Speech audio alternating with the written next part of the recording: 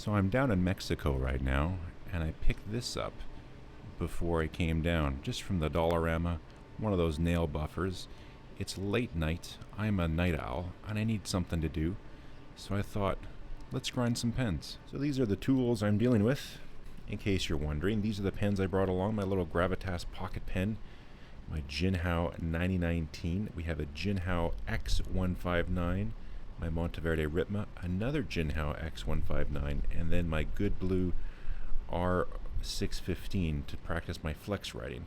Now these two nibs in particular on these X159s are not so great. Out of the box, scratchy, too dry, and just a little boring. So I thought, let's grind them up, set myself a challenge, something to do here.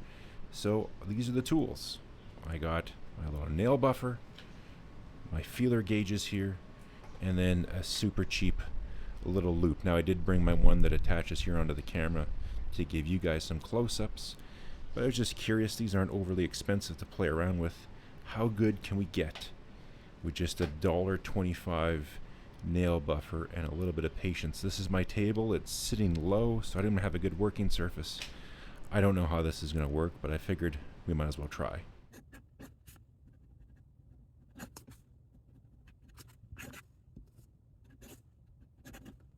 So before I can get to that final end result, I start off with a baseline. So for both pens, I'm just doing a quick writing sample. I'll grind them and then compare start to finish. You can see here the green one's skipping a bit. So I got the feeler gauge in, and just as you exit, it bites too much. It's a great tool to just get a feel for how things are. That's what they call the feeler gauge, obviously. So I got to pull out the nib and feed. This was, I missed it on camera. I was off, but you have to pull pretty hard to get it out.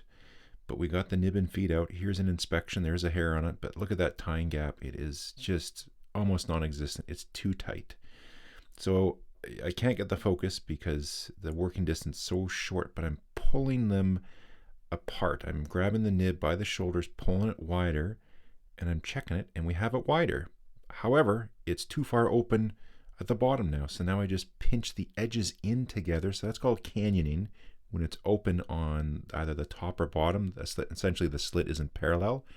So I'm just pushing the bottom shoulders together to get everything parallel. So we got more gap, which is what we need. We're just adjusting it. You can see just little by little, look how much better that is.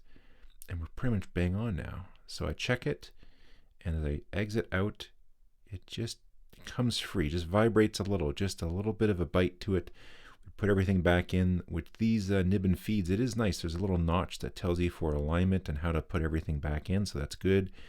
Slip it in, press it in all the way. I'm double checking everything, and let's get to the grind. Everything has to be good before you grind, and right away, this isn't gonna work. It's just ripping the paper up. This is meant for nails, not for hardened materials like the tipping on a fountain pen. So I got out the other style of the nail file, which is a little bit firmer, and we're just not getting anywhere. But that's okay. You're not going to give up. You're going to find another way, and that is what's going to save us, I hope. The bottom of a bowl or a mug or a plate, when they fire them, the ceramic becomes extremely hard, but on the bottoms, it's on essentially a plate or so. When it goes into the kiln, that edge is still rough. It's very hard, but it's not the smooth texture. And you can remove material with it. It's very, extremely hard. And so you can actually sharpen a knife this way in a bind. Sort of a, lost in the woods kind of method to do it. And so I thought, well, let's try this on the nib. I got nothing to lose at this point. Whatever, it's a cheap pen. And that didn't work so well. Got out the nail file for my clippers. I knew this wasn't going to work. It's not a hardened steel file, but I don't know. You never know. This isn't working so great. By the way, I went on that cup for at least a half hour, 40 minutes. I didn't record it because it's just mind-numbing to do. Wasn't getting too far. The nail file didn't do much better. It's almost midnight now. Let's show you where we're at, because we're just going to give this a break for the night. And you can see we got a little teeny bit of flat going on, but this is going to take hours to do. I had some time to think about it, and I also noticed some rocks the following day on some of the little garden beds and stuff they had, and thought, wait a second, maybe maybe these rocks could do the trick. So I got a collection of a few different types, some nice little flat spots, like I guess mini sharpening stones. I don't think it's going to be the right rock because you need the special stuff. But let's give it a try. I'm muted so you can just hear the sound. I'm actually doing this on a rock with a nib. And went at it again, recorded some of it, and then just sat back and went at it for quite a long time. Wasn't getting there, so I went with the coarser one again. Avert your ears. Yeah, it's pretty nasty. It's pretty coarse, but at this point, I just don't care. So I went at it, and we're not getting any further. We still got the same nib. The ceramic mug there, the back of the bowl, was doing a much better job. So I waited till I came home. So obviously I made it back, and I can't go to bed until I get this pen fixed up. That didn't go how I was hoping it would be. I thought this was going to be a super fun video, grinding a nib on my little balcony there in Mexico. It's quite late. Everyone's in bed, but I got some unfinished business, and I have another great idea, but I think this will be a good one. So I got this a while ago, and I haven't even had a chance to use it. I still got the plastic wrap on it, and I thought, well, this would be the perfect opportunity. If I'm going to try grinding the pen with the rock, why not at least try grinding this with my new gear? There we go. I haven't even had a chance to play with the new toys. We got the main body here. This is, what, the 3300 unit, something like that, whatever this is. There it is, the 3000. Comes with some bits, of course. I do have some other bits I ordered. I'll show you those if I can find where I put them. And then this has the attachment for like the little pencil dealie for a little greater control. But on top of that, I got another thing. Got this handy dandy stand so I can clamp this onto the table here. Flip this open, clamps the Dremel to hold that steady. I saw Josh Lax do his nib grinding, saw his setup, and thought that's a good idea. Well, wouldn't you know it, I ordered the wrong size. I think this needs to go bigger so it can go around the main body more. There is some rubber that goes in there. Of course, I can't find that, but I'd be able to grip it like so. So what we're going to do is we'll freehand it with the little wand attachment. But I did find some other stuff. These terrible hunks of junk I ordered, multiple eyepieces, and when you get what you pay for, as they say. And sometimes, most of the time, cheap is cheap. But they do magnify a little bit, so you can put that in your eye there and kind of squint it to keep it in. I did find my other stuff. So I was at the dentist a little bit ago, and while he was in there getting my tooth ready for a crown, I thought, wait a second. Why reinvent the wheel? Someone else is doing the exact same type of work that we're doing here on Nibs, or want to do. And that is a dentist. They grind little bits. It happens to be your tooth instead of steel. But they have a little grinder. They're air tools that they have, right? And they have their bits in there. Doing this one-handed is impossible. There we go. And so they have their little air drill. They got the foot pedal, which is super clever. And I found this dental store afterwards. But I thought, you know, you're in there grinding away at my tooth, doing little details and features. So I ordered one of these off AliExpress. So it's got all these different multi-bits. Some are kind of softer, all sorts of different types. I thought, whatever, we can try that. That's very similar to what you get in your dentist. Obviously not dental grade, and they're slightly different. But I thought that could be handy for grinding some nibs. A very cheap and affordable way to get some tooling. Now, I think the shank diameter is different. So there's an adapter and all these different collets to fit different sizes. So I got that with it. And then I even got some of these diamond discs. So I thought that'd be good for removing material fast. I can't remember the difference between these. I will do my best to put some information down there in the description for the little haul here. But let me get this all set up so we can finally grind this pen. Okay, so I'm set up. I'm going to do my best to record this. I thought just before we get to grinding, just so you know, it does write just perfectly right now. It's got nice flow. It doesn't skip like it did before. Even has a little line variation. Not too much. Reverse is nice. All that stuff. So even going at it with the rocks, the nib is better than when it was out of the box. But let's try to take it a little further. Fired it up, and let's just go at it. And right away I realized this is going to be a challenge. Getting you the camera angle me trying to look at this, never using it before. I have an eyepiece in and I'm squinting and closing the other eye, so I'm actually losing depth perception, which is terrible. And you want the tool to be moving away as you cut, but to be able to get the right angle with the nib and record it, I'm really risking it here, and I've actually already almost just blown off the full tipping by going right at the very sort of top of the rotation. So I'm getting pretty paranoid here. I might have gone too far. So I went to the top of the spinning drum, so it's a little bit of a flat surface up there, thinking it's not so sensitive to where I go into the tool. Again, if it's spinning towards or away me, it's not as critical. But this thing is pretty coarse. I'm surprised just how fast it's taken off material.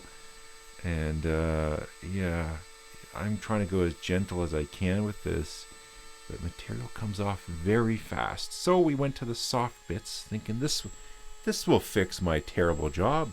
Just buff it out, right? That'll buff out.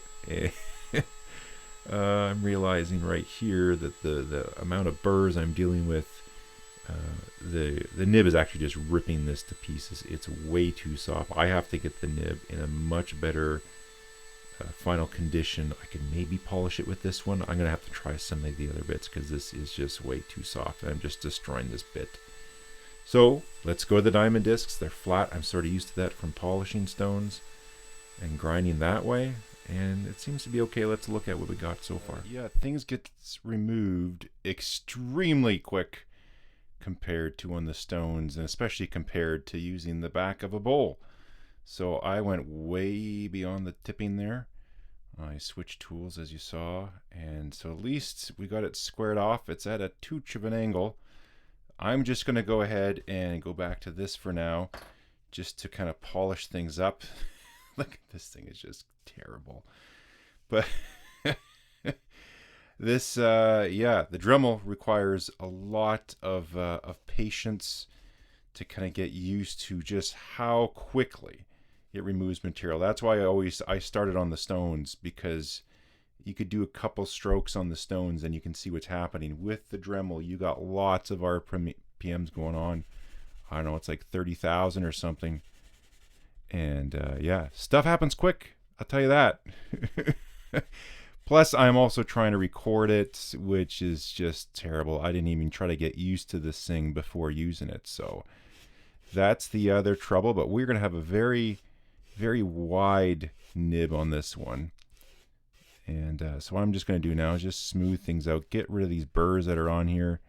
There's a really good burr on all the corners here. So I'm just going to smooth those out, get rid of them, just give a closer look and just step up. I have my micro mesh pads, but I thought since I got this nail buffer, I might as well use it. Let's see what you can get with a $1.25. Very very nice line variation so far. I'm just going to continue to smooth this, and then we'll give you a little update. We'll show you what it looks like. What are we doing for time? Yeah, it's about that time. I should hurry this up here. Been up since super early, traveled all the way on the flight there, and I should probably get some sleep at some point. This will really bug me though, how terrible this went.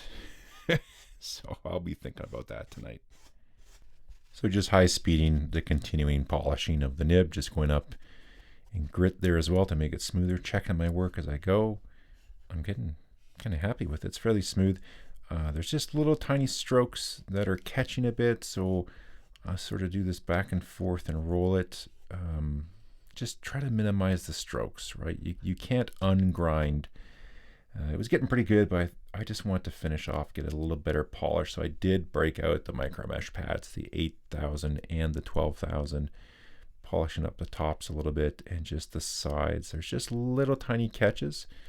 Didn't need a whole bunch more, but I thought I'd just give you a quick close up. I'm just trying to do the fewest amount of strokes, even if it's like 1 or 2 on each little corner, just to remove those final burrs, and just from all the different writing angles as well, and moving on to each grit just to, I don't know, do the best I can with this. Finish off with the 12,000. Not too much material is going to be removed here, of course. This is just a final little polishing, but You'd be surprised what just a few strokes can do to a nib. If you've never done this before, if you have, you know what I'm talking about. But just a few little bits, even if it doesn't have to be a ground nib like this, can be a stock one.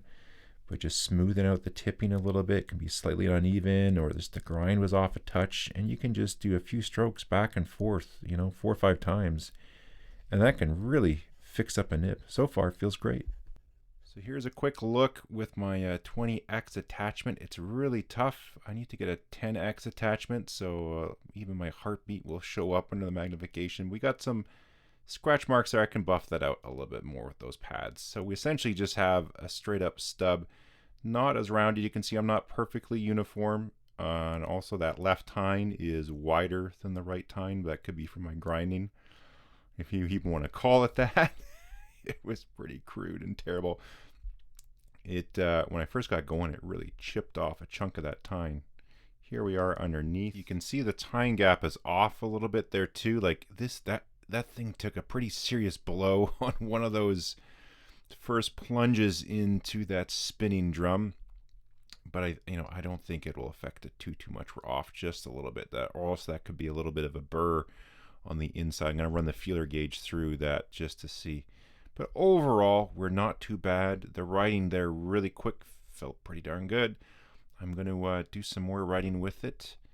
And actually, that just might be ink in between. That's giving a bit of an illusion. Yeah, that could just be a little bit ink that's between. But so if I did this with the stones, I would have a much better job. But we got to learn something new. Let's get writing with it.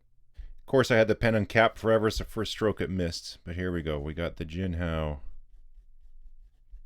And this is X159. This started off as, what size is that? That's a fine, but it's not. There's no point even calling it a fine cursive italic because it is not that anymore. I ground this back a ton. Actually, I got my little calibration slide. Let me measure what the new line width is. So I had a quick measurement there with the calibration slide. These cross strokes were coming in at about 0.2 millimeter, even a little bit less, maybe 0.1718, depending how I did the stroke. And then the downstrokes were about 0.8 to 0.9 millimeters. And I find that's what really gives that nice line variation, is just that ratio from the thick to thin. That's what really shows things off. That's why I prefer more of a cursive italic over the stub, just because the stub's, the cross stroke just isn't quite as much of a hairline, especially on flex writing. That's why I got Josh Lax to grind my Pilot FA nib. Those hairline strokes that connect, I really wanted them nice and thin. That's what he did. So even if your downstroke isn't mega wide, if you have a very thin cross stroke, it just sets things off. Let's do some fun writing now. So taking the time with the writing sample, I'm just looking for areas where it grabs or if it's dry. And so far everything's feeling great. I like the line variation. I think it looks quite nice. It's reasonably smooth. I might have to tweak things just a little bit. Sometimes like this, I'll just give the pen a little time. I'll just do some writing, and sometimes that can be enough to get rid of it. But I'm actually pretty happy with this. So where did we end off? I did a better little writing sample here. I'll show you in just a moment. Well, out of the box, the nib on this one wasn't quite right. So if you watch what I did there, it took all of 30 seconds or so. And the pen was actually writing just fine. Nothing else needed to be done to this pen to have it write properly. But I wasn't satisfied with that. I wanted to have some fun. Obviously, the nail buffer on its own didn't work. It wasn't holding up to taking off the material. So we went to the bottom of the bowl. It was doing it, but man, that was taking a while. It actually, the end result was very, very mild, but very smooth. Actually, just doing that alone, it was a finished product. The rock just wasn't cutting it, pun intended. So we went to the Dremel, got way too aggressive, managed to save it, got a ton of line variation now. So I'm overall pretty happy with this. A cool thing, and this is why I like this type of nib, a cursive italic. Let me show you with my other hand here. Sorry, the wiggle. So if you hold it like so, you get your max line variation, thick downstrokes, thin cross strokes. So here's the printing sample, and you can see how that looks. If you just turn 90 degrees, you essentially now have an architect nib. So you're getting a thin downstroke and thicker cross strokes. So that's why I like these nibs. It's very versatile. You can have all sorts of great style to your writing, just doing whether it's cursive, printing, or switch it up even more. So mission accomplished there. The pen overall, the update here on the X159, it now does come off in 2 and about a quarter turns, which is better than it was before. I think it was 3. There are some minor improvements. It just seems also to the section, how everything goes together. When I took the pen apart, it seems to things to fit in a little bit better. Who knows? Time will tell.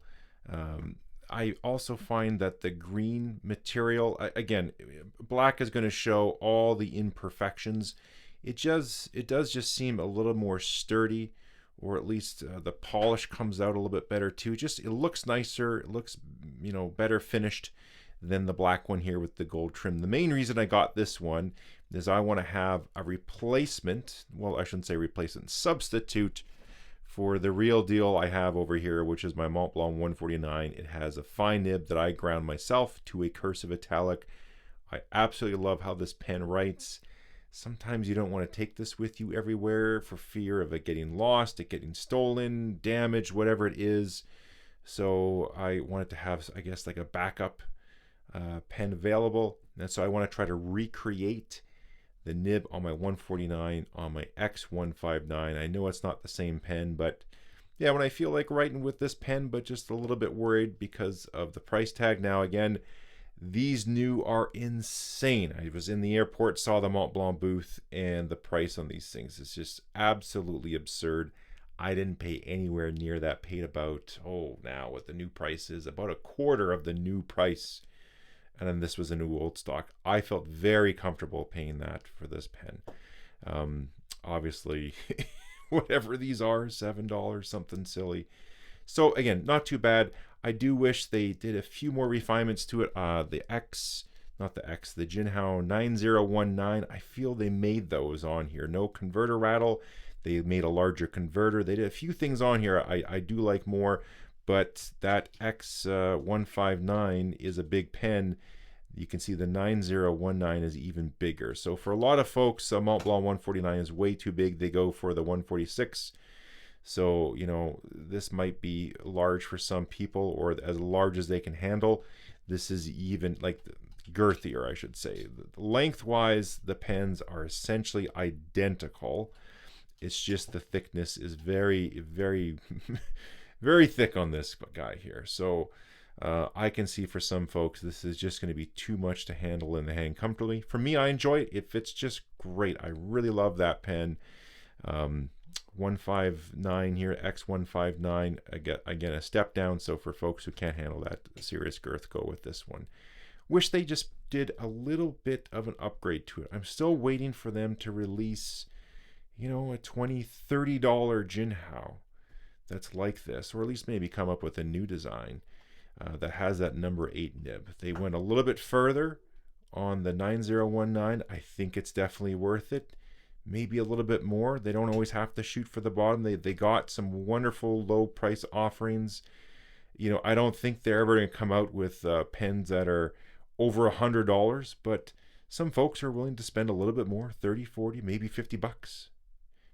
Curious what they could pull off if they went that high. Anyways, we'll leave it there. That's just a speculation, an idea, a thought. We'll leave it there. Overall, though, I'm happy with how the grind turned out after all that complete madness. Writes really well. Wetness is good. Line variation feels nice and smooth, so I'm happy with that. I got a lot of learning to do with my setup over here. I'll be putting in some hours and playing with a lot of nibs and seeing what I can pull off. I think the first candidate will be my other X159 to see if I can get it real close to this one. I might even do this before I go to bed. I don't know. I'm pretty obsessive on this kind of stuff. Anyways, we'll leave it there. I gotta go to bed. Yep. It's way too late. So let's chat in the comments. Hit that subscribe button. That'd be a cool thing to do. We'll leave it there. Catch you next time.